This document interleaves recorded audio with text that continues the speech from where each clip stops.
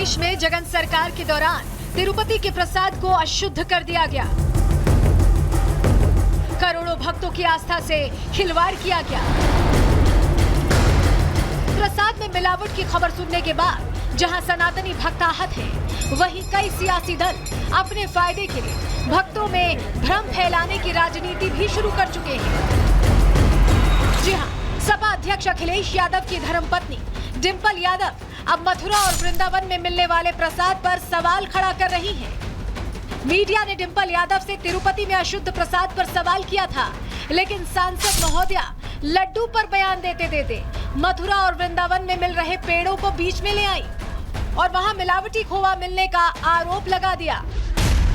अभी हमने सुना है कि ये मथुरा में भी सुनने को मिला है कि वहाँ पे भी जो खोया दिया जा रहा है वो सही तरह का नहीं दिया जा रहा है।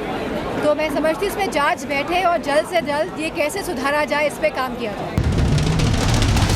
डिंपल यादव के इस बयान के बाद एक बार फिर कान्हा और राधा रानी के भक्त असमंजस में पड़ गए हैं। भक्तों में भ्रम फैलने लगा है कि क्या बांके बिहारी का प्रसाद भी शुद्ध नहीं रहा। ऐसे में प्रसाद पर सवाल खड़े करने वाली डिंपल यादव को बताना चाहिए कि मथुरा में नकली खोआ मिलने की जानकारी उन्हें किसने दी। मथुरा और वृंदावन में मिलावटी प्रसाद का आधार क्या है। नकली खोआ मिल रहा है तो क्या डिंपल यादव ने इसकी शिकायत कहीं की। अब तक कितनी जगहों पर मिलावटी खोआ मिला।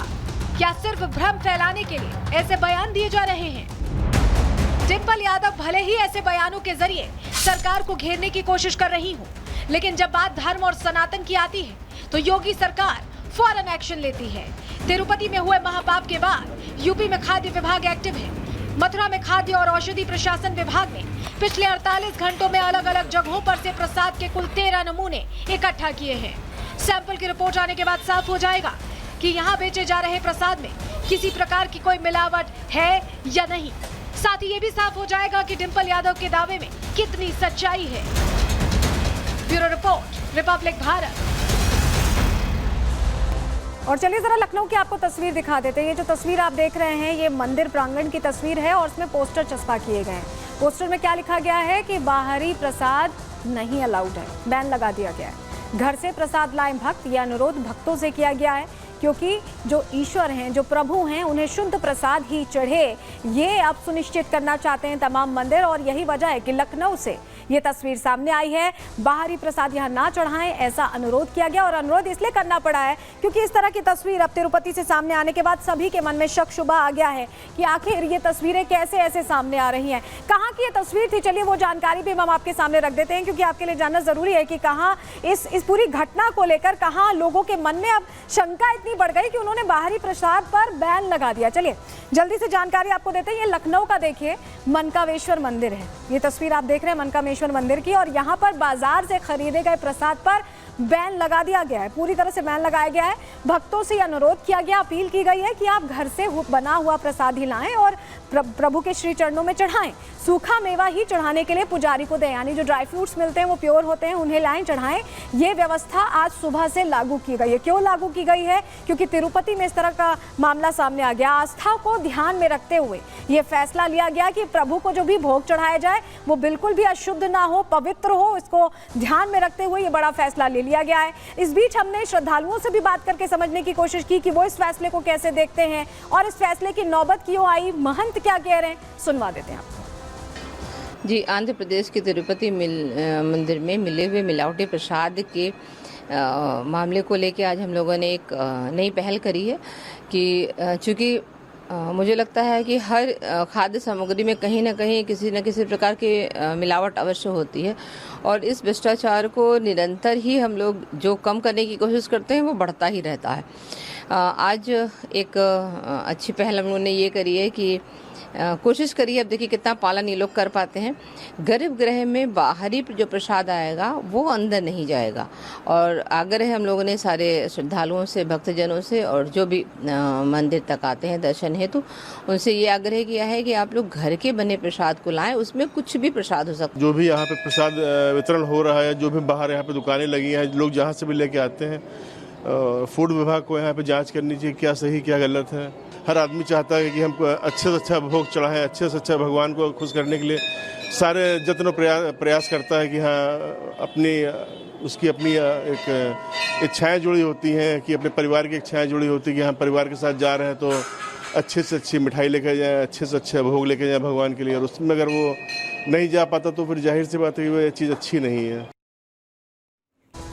और चलिए एक और तस्वीर आपको दिखाते हैं। ये तस्वीर आप तिरुपति तिरुमला की देख रहे हैं। जी हाँ, तिरुपति बालाजी महाराज का जो पूरा प्रांगण है जिसे अशुद्ध कर दिया गया था, उसको लेकर अब शुद्धिकरण की तैयारी की जा रही है। आज सुबह ये शुद्धिकरण की जो पूरी प्रक्रिया है, पूरा अनुष्ठान, उसे मन से किया गया है और क्षमा मांगी गई है तिरुपति बालाजी महाराज से, क्योंकि बहुत बड़ी गलती हुई है। हमारे आपके यहाँ जब प्रसाद चढ़ाया जाता है तो एक एक चीज़ शुद्ध हो, इस बात का ख्याल रखा जाता है। और जहाँ गलती होती है, हम जो भी चढ़ाते हैं भगवान को, तो हम कहते हैं कि हम क्षमा प्रार्थी, अगर कोई गलती हुई हो तो। ये तो बहुत बड़ी गलती हुई है। ऐसे में महाशुद्धि के लिए महाअनुष्ठान किया गया है। क्या कुछ किया गया आपको हम बता देते हैं। तिरुपति के प्रसाद में चर्बी की मिलावट की खबर हमने आपको बताई थी और भगवान वेंकटेश्वर को ये भोग लगाया गया था। और देखिए, दिन में 3 बार भोग लगाया जाता था। और ऐसे में अब शुद्धिकरण के लिए ये विशेष अनुष्ठान किया जा रहा है। मंदिर का पंचगव्य से शुद्धिकरण हुआ है। ये अनुष्ठान TTD यानी कि तिरुपति तिरुमला देवस्थानम बोर्ड की तरफ से किया गया है। प्रायश्चित के लिए किया गया है। अनुष्ठान का उद्देश्य मंदिर की पवित्रता को बनाए रखना है। अनुष्ठान के लिए महाशांति यज्ञ का भी आयोजन किया गया है, क्योंकि ये बहुत ज़रूरी हो गया था कि शुद्धिकरण को लेकर ये पूरी व्यवस्था की जाए, जिस तरह की घटना सामने आई थी। और ऐसे में आपको बताएं कि शुद्धता के लिए ये फैसला लिया गया, ये शुद्धिकरण यज्ञ यहाँ पर किया गया है। हमारी सहयोगी अनेरी ने अंदर किस तरह से पूरे प्रांगण का शुद्धिकरण किया जा रहा है, ये अनुष्ठान किया जा रहा है, कितना समय लगेगा, इसको लेकर रिपोर्ट तैयार की। रिपोर्ट आपको दिखा देते हैं। रिपोर्ट जो है वो साफ तरह से बताती है कि फिश ऑयल और बीफ टैलो का प्रेजेंस था और उसी कारण अब हम यहाँ पे देख रहे हैं कि तिरुमला में किस तरह से महाशांति होमम हो रहा है। और साथ ही साथ जैसे कि आप यहाँ पे देख रहे हैं कि सारे पुजारी जो यहाँ के मंदिर के है वो यहाँ पे शांति होमम कर रहे हैं। सुबह 6 बजे से ये शांति होमम शुरू हो चुका है और अब ये जो पंचामृत जो होता है होमम के बाद वो सारी जगह, सारे मंदिर के द्वारों पे और साथ ही साथ जहाँ पे लड्डू बनते हैं और जहाँ प्रसाद बनता है वहाँ पे ये पंचामृत जो है वो छिड़का जाएगा। और तो चलिए अब आपको बता देते हैं पंचगव्य क्या होता है, जिससे पूरे मंदिर का शुद्धिकरण किया जा रहा है। पवित्रता उसकी जो खोई है उसे वापस पाने के लिए शुद्धिकरण किया जा रहा है। पंचगव्य यानी 5 चीज़ों को सम्मिलित करके, गाय से जुड़ी 5 चीज़ों को सम्मिलित करके पंचगव्य बनता है। गाय का दूध, गाय का घी, दही, गौमूत्र और गाय का गोबर। ये गाय क्योंकि हमारे लिए माता हैं, हमारे धर्म में पूजनीय हैं और ऐसे में पंचगव्य मिलाकर पूरे मंदिर प्रांगण का शुद्धिकरण जो पुरोहित हैं वो कर रहे हैं, क्योंकि पवित्रता यहाँ समझौता हो गया था। पवित्रता से बहुत बड़ी गलती हुई है, बहुत बड़ा पाप हुआ है, जिसको लेकर ये अब कदम उठाया जा रहा है पवित्रता के लिए। वहीं आपको बताएं कि शांति होम को लेकर भी बहुत तमाम तैयारियां की गई और लड्डू प्रसाद जहां तैयार किया जाता है, जहां पूरी सामग्री रखी जाती है, उस जगह का भी, उसको भी शुद्धिकरण की जरूरत थी, उसका भी शुद्धिकरण किया गया है। अनेरी की रिपोर्ट आपको दिखा देते हैं अंदर से, लड्डू पोटू जहां बनता है वहां से।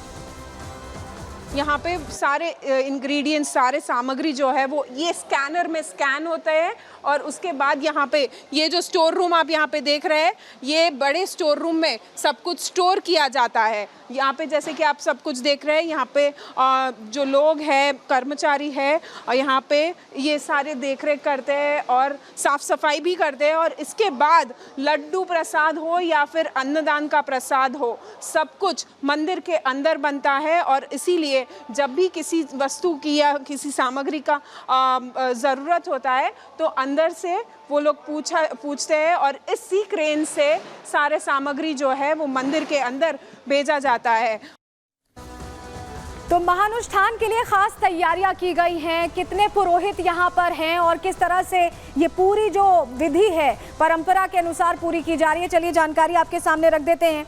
क्योंकि पवित्रता और शुद्धता सुनिश्चित करने के लिए महानुष्ठान किया जा रहा है। शुद्धिकरण के लिए 11 खास पुजारियों को बुलाया गया है, पुरोहितों को बुलाया है और 8 पुजारियों ने ये विशेष अनुष्ठान किया है। महाशुद्धता के लिए महानुष्ठान किया गया है।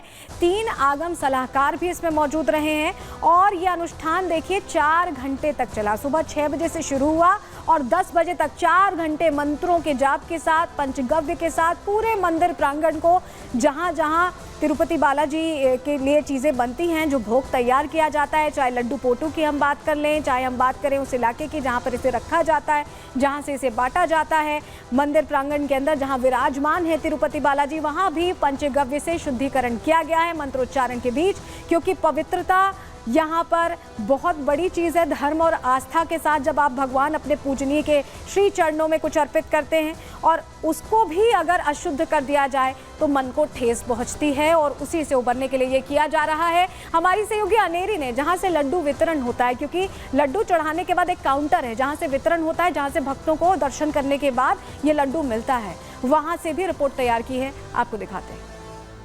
आप यहाँ से लड्डू लेके जा रहे हैं, आपको कैसा लग रहा है लड्डू? अच्छा है, अच्छा है, अच्छा है अभी। अच्छा है। पहले आपने लेके गए थे? पहले लेके गया, अब पहले तो कैसा था? पहले इतना नहीं है, अभी तो बहुत अच्छा था। जैसे कि आप यहाँ पे देख सकते हैं कि ये लड्डू जो है वो यहाँ से लोग लेके जा रहे हैं, जो हर एक भक्तगण जो आते हैं वो यहाँ से ये लड्डू लेके जाते हैं। और साथ ही साथ अब यहाँ पे आप जैसे देख सकते हैं कि ये पूरा जो है वो काउंटर है लड्डू का, और ये लड्डू जो है वो मंदिर के अंदर बनते हैं। वीडियो जर्नलिस्ट के साथ अनिल शाह, रिपब्लिक भारत के लिए।